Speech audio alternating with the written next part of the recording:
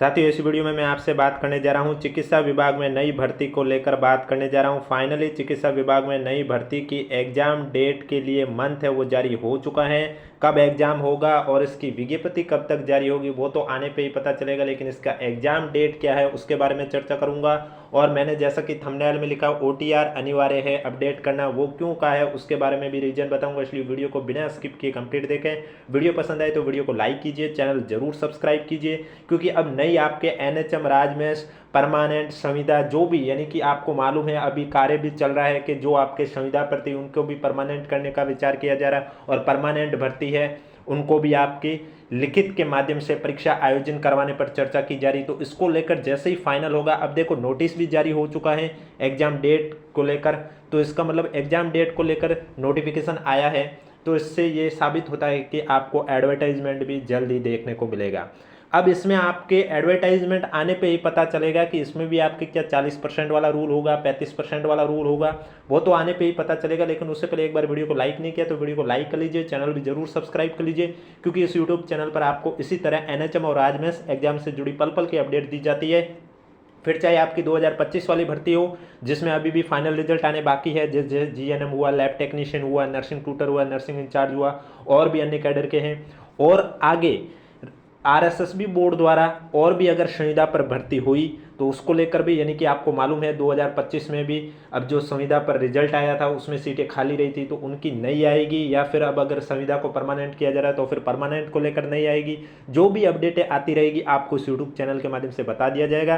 तो चलिए video start करते हैं। वीडियो स्टार्ट करने से पहले एक बार वीडियो को लाइक कर लीजिए, चैनल भी जरूर सब्सक्राइब कर लीजिए। तो आप देख सकते हैं आज राजस्थान सरकार द्वारा भर्ती परीक्षाओं का कैलेंडर जारी किया गया, जिसमें इन्होंने बताया कि 2026 में कौन कौन सी परीक्षाएं और कब आयोजित की जाएगी उसको लेकर है। तो सबसे पहले आप देख सकते हैं, जब आप इसको स्टार्ट में देखेंगे तो रीट लेवल फर्स्ट और सेकंड, जैसा कि आपको मालूम है जनवरी माह में अभी आयोजित किया जा रहा है। जब आप ये सभी भर्ती परीक्षाएं पढ़ोगे तो आपको मालूम है यहाँ पर जो दे रखा है माह, परीक्षा माह, इसका मतलब हुआ कि इस महीने में इन परीक्षा का आयोजन किया जा रहा है। जैसे कि आपको प्रूफ के तौर पर सभी को मालूम है कृषि पर्यवेक्षक का कैलेंडर जारी हुआ था, उसमें अप्रैल में एग्जाम है।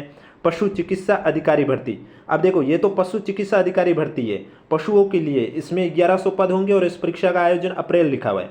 इसके अलावा लैब असिस्टेंट, ये प्रयोगशाला सहायक है, आप देख सकते हैं सभी को मालूम है मई में परीक्षा हो रही है, तो यहाँ पर भी मई लिखा हुआ है। तो ठीक इसी तरह आप जब इसमें लास्ट में चेक करोगे तो यह चिकित्सा अधिकारी भर्ती और नर्सिंग और पैरामेडिकल भर्ती का भी उल्लेख किया हुआ है, और जिसमें आप देख सकते हैं चिकित्सा अधिकारी भर्ती है, इसमें आपके 600 पद है और इस परीक्षा का आयोजन दिसंबर में किया जा रहा है। और नर्सिंग और पैरामेडिकल भर्ती है, इसमें 2000 पद होंगे और इसकी भी परीक्षा का आयोजन दिसंबर में किया जा रहा है। यानी कि चिकित्सा विभाग में जो भर्ती परीक्षाएं आयोजित की जाएगी उनकी परीक्षा का आयोजन दिसंबर माह में किया जा रहा है।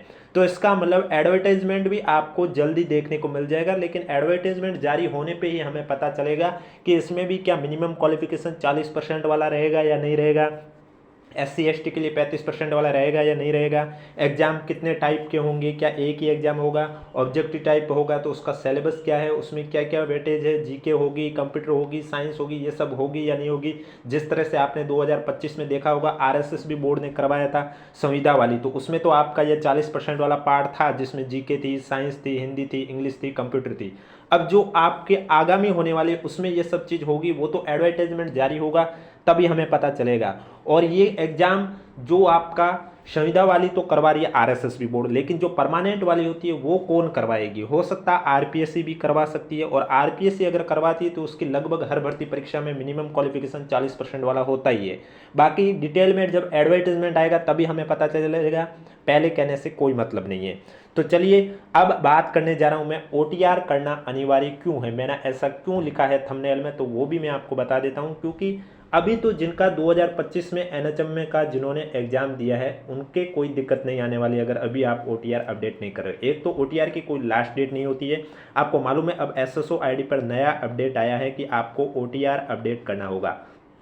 डॉक्यूमेंट वाला तो बाद की बात है, पहले आपको अपनी पर्सनल डिटेल और लेफ्ट थंब है वो अपलोड करना जरूरी है। अगर वो आप नहीं करोगे तो आप ना तो एसएसओ आईडी में रिक्रूटमेंट पोर्टल में जाओगे तो उसके बाद ना तो ये देख पाओगे अगर आपका कोई एग्जाम नज़दीक आ रहा है उसकी डिस्ट्रिक्ट लोकेशन जारी हुई है तो ना तो आप उस एग्जाम की डिस्ट्रिक्ट लोकेशन देख सकते हैं, और नई कोई नई वैकेंसी आई है तो उसके फॉर्म शुरू हुए या नहीं हुए ना तो वो देख पाओगे, और अगर आपका किसी में सिलेक्शन हुआ उसके लिए स्क्रूटनी फॉर्म भर रहे हो तो ना तो आप स्क्रूटनी फॉर्म भर पाओगे, और अगर आपने कोई एग्जाम दिया उसकी आंसर की जारी हुई है तो उसमें आप आंसर की में ऑब्जेक्शन लगाना चाह रहे हो तो ना ही वो लगा पाओगे। अब जैसे एनएचएम आयुष अधिकारी वालों का एग्जाम दिसंबर में हुआ तो उनका फरवरी के करीबन फरवरी में आपकी आंसर की जारी होगी, उसके बाद ऑब्जेक्शन का भी आपको समय दिया जाएगा। तो ऑब्जेक्शन जब आप लगाओगे तो पहले आपको ओटीआर अपडेट करना जरूरी होगा, क्योंकि आपको डाटा ऑटोमेटिक ओटीआर पर लेके आएगा, और वो किस तरह से आएगा वो भी मैं आपको बता दे रहा हूँ। और वो अगर आप जब भी फ्री हो आप अपना ओटीआर अपडेट कर लीजिए।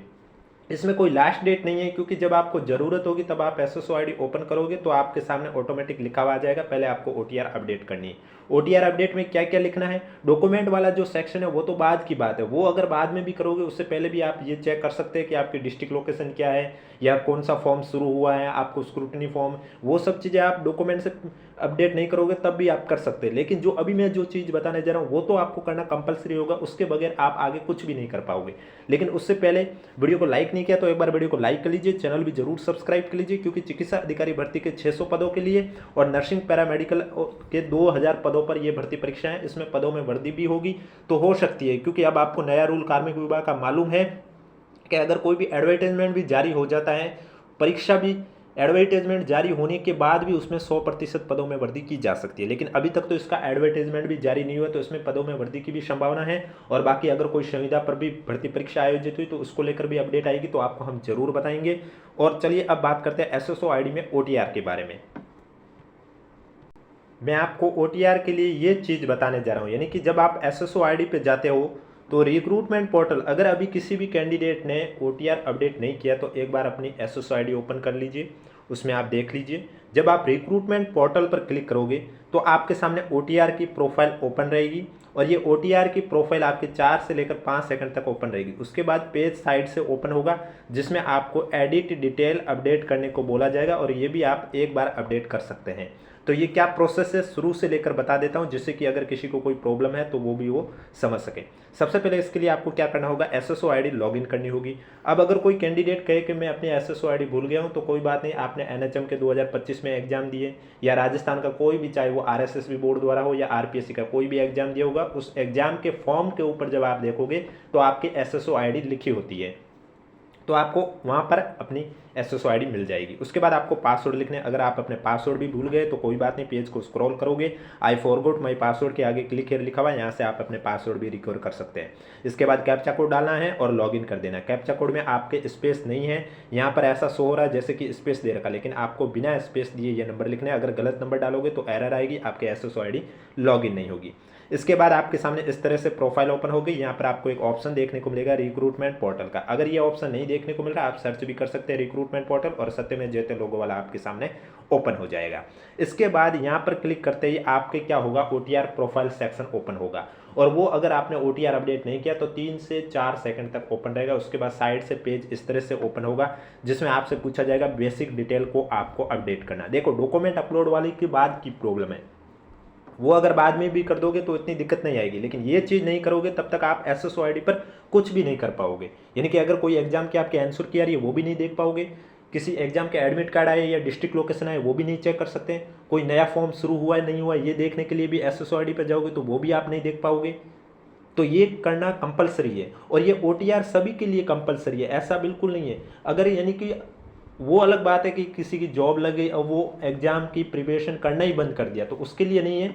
अगर आप नया फॉर्म शुरू कर रहे हो, अभी भी कंपटीशन की तैयारी कर रहे हो, तो आपको ये ओटीआर अपडेट करना जरूरी होगा, चाहे आज करो चाहे कल, एक ना एक दिन आपको जरूर करना होगा जब आप एसएसओ आईडी पर किसी भी कारणवश अपने काम के लिए आओगे। तो इसलिए एनएचएम में जिन्होंने भी 2025 में एग्जाम दिया है, सलेक्शन हो गए हैं, तो भी कोई बात नहीं, 2025 के लिए आपको नहीं चाहिए होगा, आगामी अगर कोई एग्जाम के लिए आप फॉर्म फिल करोगे तो आपको ये अपडेट करना होगा।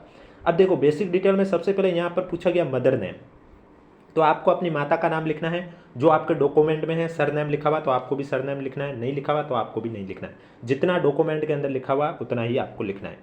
इसके बाद विजिबल बॉडी मार्क्स, यानी कि आपके बॉडी पर ऐसा कोई मार्क है जिस पर आपकी पहचान की जा सके, वो आपको यहाँ पर लिखना है। कोई भी कोष्टक खाली नहीं छोड़ना, खाली छोड़ोगे आपका अपडेट नहीं होगा, क्योंकि यहाँ पर रेड स्टार लिखा हुआ है। रेड स्टार का मतलब भी यही होता है कि आपको यहाँ फिल करना है कुछ ना कुछ, और वो भी सही इन्फॉर्मेशन।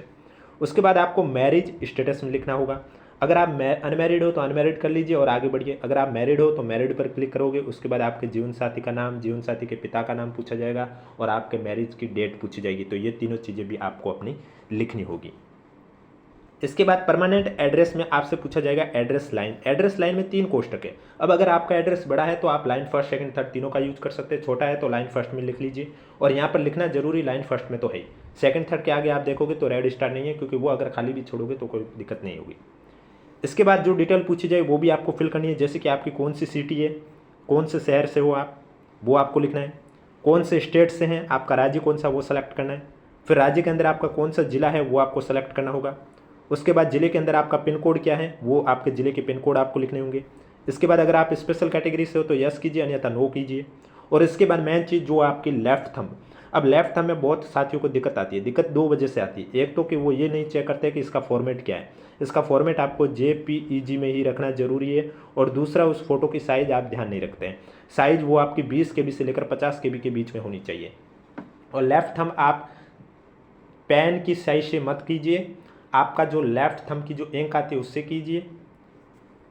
तो इसकी जो साइज़ है, अगर आपकी 20 KB से कम हो गई तो आपका अपलोड नहीं होगा, 50 KB से ज़्यादा हो गई तो भी अपलोड नहीं होगी। इसलिए इसकी जो रेंज है वो आपको 20 KB से लेकर 50 KB के बीच में रखनी कंपलसरी है। उसके बाद आप सबमिट कर लीजिए, और ये होने के बाद आप आराम से आगे का जो प्रोसेस आप जो भी देखना चाहते हैं SSO ID पर वो देख सकते हैं। इसलिए मैंने आपके लिए लिखा है कि OTR अपडेट करना अनिवार्य है, क्योंकि कल को अगर आपकी नई भर्ती आ गई तो उसके लिए आप SSO ID पर जाओगे फॉर्म फिल करने के लिए, तो सबसे पहले आपके ये दिक्कत आएगी सामने, और ये आप तब अपडेट करोगे। तो हो सकता है कि उस समय सभी ट्राई कर लें, क्योंकि जब एक साथ कैंडिडेट ट्राई करते हैं तो उस समय दिक्कत आती है। या तो SSO ID का सर्वर डाउन हो जाता है, उस वजह से बहुत दिक्कत आती है। कभी कभी लॉग आउट हो जाती है बार बार, कभी कभी सही से काम नहीं करते। इसलिए जब भी आप फ्री होते हैं तो ये चीज़ आप कर लीजिए, ताकि आपके फॉर्म के समय दिक्कत ना हो। अब कोई भी डाउट आ रहा है तो नीचे कमेंट बॉक्स में पूछिए। बाकी एक बार एडवर्टाइजमेंट आ जाए उसके बाद क्लासें भी इस यूट्यूब चैनल पर आपके NHM वालों के लिए शुरू की जाएगी। इसलिए अगर अभी तक आपने चैनल सब्सक्राइब नहीं किया तो चैनल जरूर सब्सक्राइब करें, नोटिफिकेशन भी ऑन रखिए। और कोई भी डाउट है तो नीचे कमेंट बॉक्स पूछिए। और टेलीग्राम चैनल का लिंक भी नीचे डिस्क्रिप्शन में दे रखा है, अगर अभी तक आपने ज्वाइन नहीं किया तो आप जाके ज्वाइन कर सकते हो।